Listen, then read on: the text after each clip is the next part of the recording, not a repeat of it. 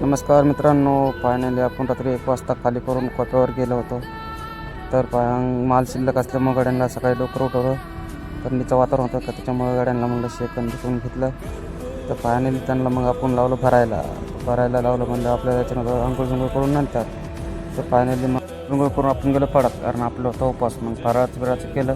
तर आपली एक गाडी भरून झाली होती, तिला आपण बाहेर नेऊन सोडलं.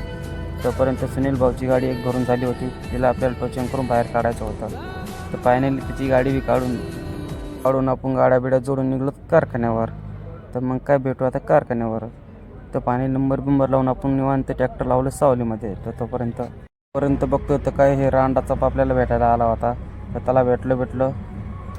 तोपर्यंत निलेश भाऊ पण आला होता. तर ते करतो ते कोण 2 बोटं. त्याला म्हटलं बाबा आधी नंबर लावून घे, मग बघू बाकीचं.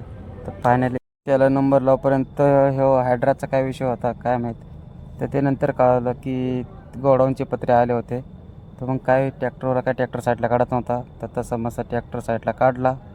मग काय फायनली गाडी खाली करायला लावली. त्याचं चालू दे म्हणलं, आपला काय नंबर येणार नव्हता लवकर.